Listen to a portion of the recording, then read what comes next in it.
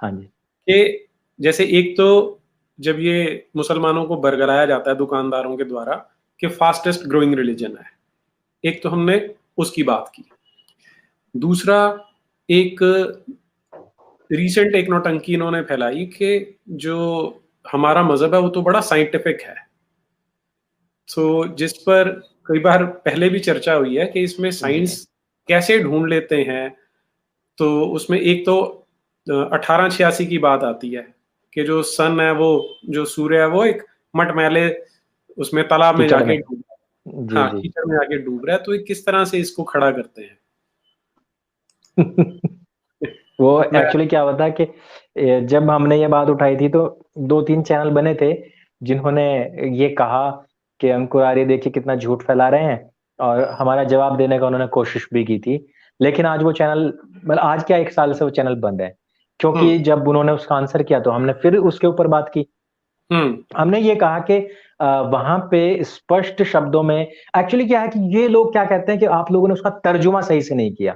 और हम्म तर्जुमे में ये कहा गया है कि वो तालाब जो था, वो कीचड़ का जो तालाब था, उसके पीछे सूर्य कहीं नीचे चला गया, ना कि हम्म डूब गया। कीचड़ में नहीं धंसा था, वो कीचड़ में नहीं डूबा था। वो व्यक्ति वहां पानी पीने के लिए गया, तो फिर नेक्स्ट डे जब वो दूसरी जगह पे गया, तो वहां उसने फिर उसको उगता हुआ भी देखा था। आपने तो नेक्स्ट वर्ष तो आपने पढ़ी ही नहीं है। हम्म जब मैंने उसको मौदूदी का जो अनुवाद है, मैंने वो भी पढ़ा है, फिर फारूक खान का भी पढ़ा है, और देवबंद का जो भावार्थ किया हुआ है उन्होंने, उसका अर्थ किया हुआ है, वो भी मैंने पढ़ा है। तो उसमें स्पष्ट शब्दों में लिखा हुआ है कि कीचड़ के तालाब में हम्म धंसते हुए, उसने लिखा है कि वहां धंसते हुए, कहीं पर है हम्म कि उसमें डूबते हुए। हम्म अलग अलग इंग्लिश में मैंने देखा, तो वहां पे धंसते हुए भी है। तो ये अब हम अगर, शेयर हाँ शेयर कर सकते हैं, मैं दर्शकों के साथ शेयर जी, कर दूं अगर स्क्रीन पे, तो ज्यादा हाँ, अच्छा रहेगा। Yes yes yes yes. तो इस तरीके, भाई आप साइंस उसमें क्या दिखाना चाहते हैं? और मैं तो इस साइंस को आप छोड़ दीजिए, एक ये बहुत देखिए, सिंपल। जी। ये ना एक हाँ हाँ। तंजील डॉट नेट करके वेबसाइट है जिसमें इन्होंने सारे अलग अलग भाषाओं में ट्रांसलेशन डाली है। हाँ जी। ये है 1886।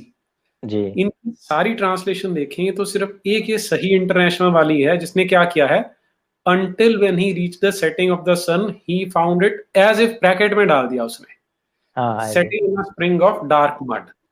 लेकिन हम्म। आपने अभी जिनके नाम लिए, जी अब पहले मैं दर्शकों को ये हिलाली एंड खान दिखाता हूँ। जी ये संसार की सबसे ज्यादा बिकने वाली अंग्रेजी ट्रांसलेशन है कुरान की। जी। Until when he reached the setting place of the sun, he found it setting in a spring of black, muddy or hot water।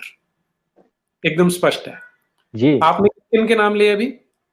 मैंने मौदूदी का नाम लिया है और फारूक खान का नाम लिया है। मैं वो भी दिखाता हूँ, ये रहे मौदूदी हैं यहाँ पर। Until when he reached the very limits where the sun sets, वो वहां पहुंचा, उस लिमिट पे हम्म। पहुंचा जहां सन सेट करता है।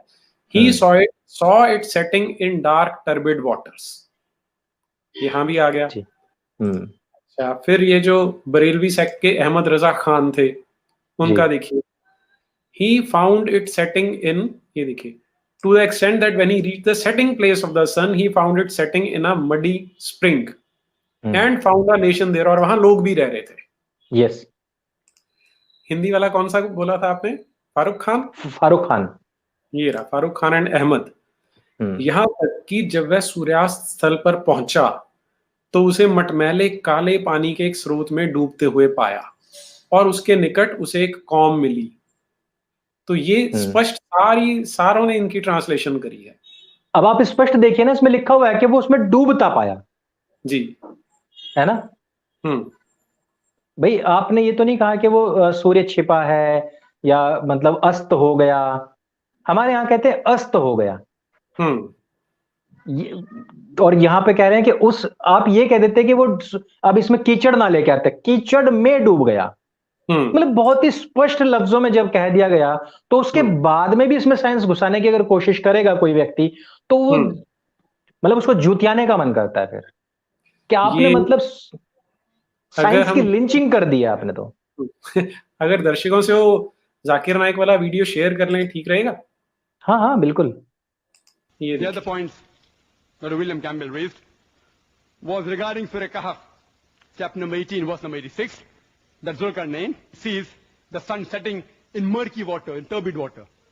Imagine sun setting in murky water, unscientific.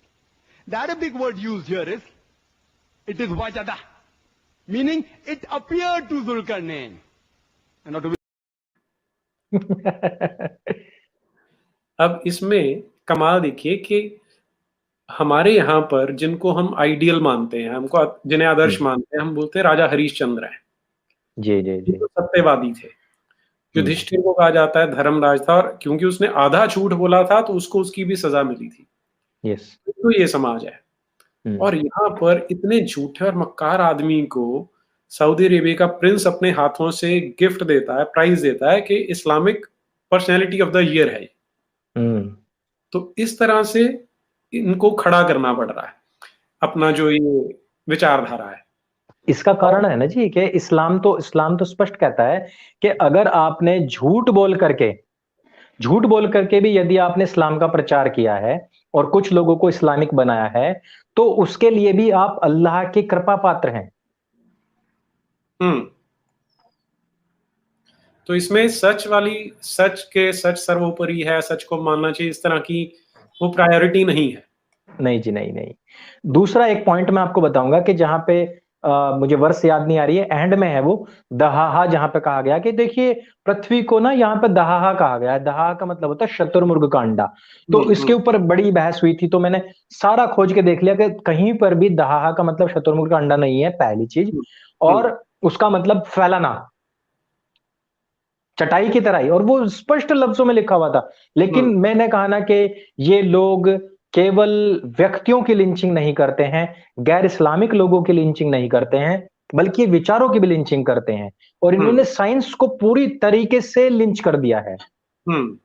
Science अभी मैं एक छोटी सी बात है कि जब मोहम्मद गधी के ऊपर बैठ के वहां जन्नत गए, तो जन्नत से वापस भी आए होंगे भाई। जाते हुए तो चलो कुछ नहीं दिखाई दिया होगा, आते हुए तो बहुत कुछ दिखाई दिया होगा। लेकिन पूरी की पूरी कुरान में क्या है कि अरब के अलावा पृथ्वी के किसी क्षेत्र का कोई वर्णन नहीं है। वापस आते समय जो पृथ्वी से दिखाई देता है, सूर्य, चंद्र और तारे, इन तीन के अलावा किसी चीज का जिक्र नहीं है। क्या कोई ग्रह, नक्षत्र, उल्का पिंड यहां से जाते हुए उनको दिखाई नहीं दिए? मैं मान लेता हूं कि बिना ऑक्सीजन सिलेंडर के वो चले गए। कोई व्यक्ति जा नहीं सकता है। प्रकाश की गति से यदि कोई व्यक्ति छोड़िए, कोई कण भी चलता है तो जल जाएगा, पूरी तरीके से जल जाएगा वो। जा ही नहीं सकता है। चलो मैंने मान लिया कि वो ऐसी शील्ड लगा के गए थे कि उन पे वो जले भी नहीं। मैंने मान लिया कि बिना खाने पीने के और वो सारे कुछ किए बिना वो सब कुछ चले गए, एवरीथिंग मैंने मान लिया।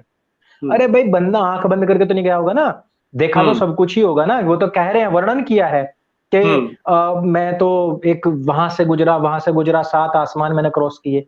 7 आसमान में तेरे को भले आदमी एक मिट्टी का डला, कुछ उल्का पिंड, कुछ ग्रह, नक्षत्र, तारे कुछ दिखाई नहीं दिया? उसका तो तेने बिल्कुल भी जिक्र नहीं किया। चलो छोड़ो यार, तेने भी जिक्र नहीं किया, तो तेरे अल्लाह मियां ने तो देखा होगा, अल्लाह मियां ने तो बनाया है ना, तो उसके बारे में वो बता देते।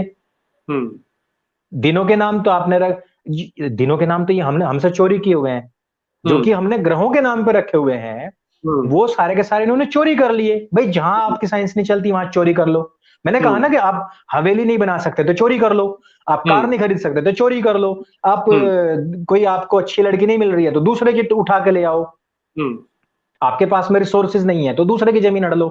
अरब में था ही क्या? तो इनको लगा कि भारतवर्ष में तो सोना जवाहरात सब कुछ है, अच्छा खाने पीने को है, शराब है, अंगूर है, खजूर है, नरम पक्षियों का गोश्त है, सुंदर लड़कियां हैं, तो चलो भारत पर कब्जा कर लो। तो लूट खसोट वाला कल्ट है।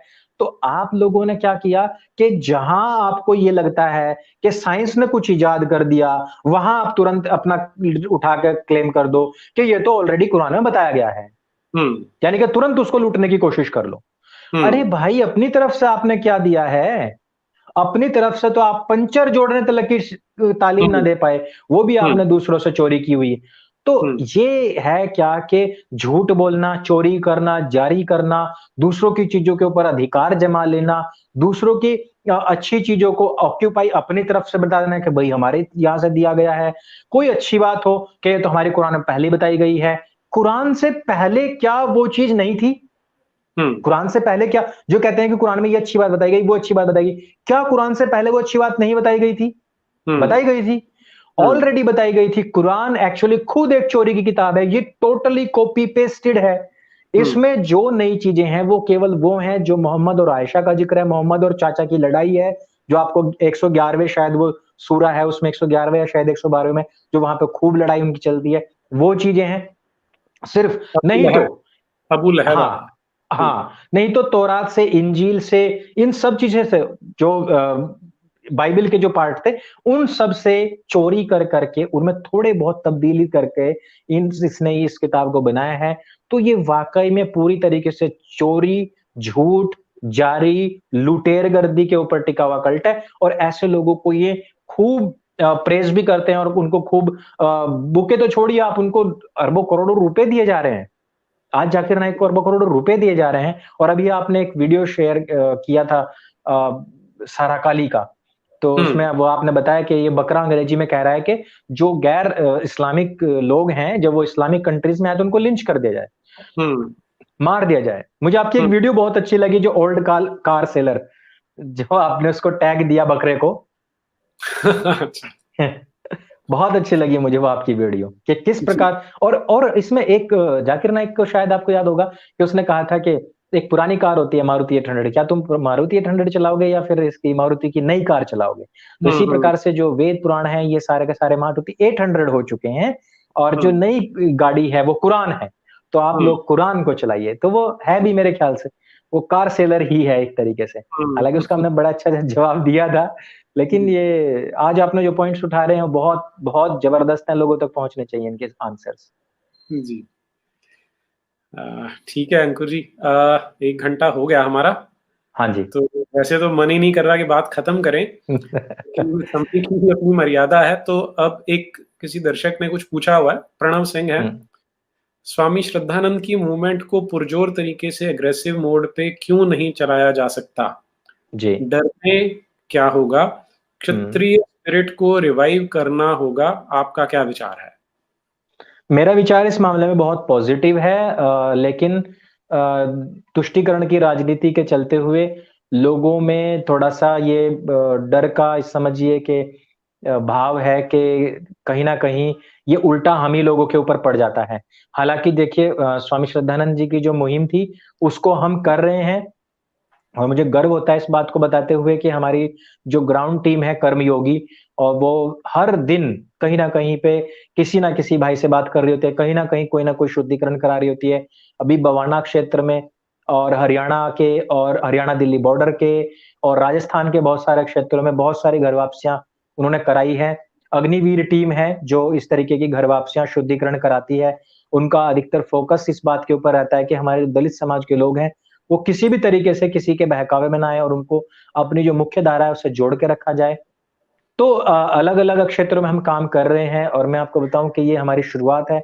सत्य सनातन 2 साल से, नीरज भाई जी जो हैं अभी 3-4 साल से, और अभी तो मतलब जो मेन फोकस में तो अभी उन्होंने फुल टाइम देना शुरू किया है। वो एक बहुत अच्छे फिजिक्स टीचर थे, और उन्होंने इस आप लोगों की सेवा के लिए ही सारी चीजें छोड़ी हैं, पूरी तरीके से इस फील्ड में आए हैं।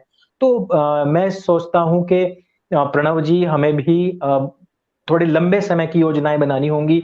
हमें कुछ लोग इस तरीके के जोड़ने होंगे जो इन सब चीजों में पूरी तरीके से तन मन धन से सहयोग कर सकें।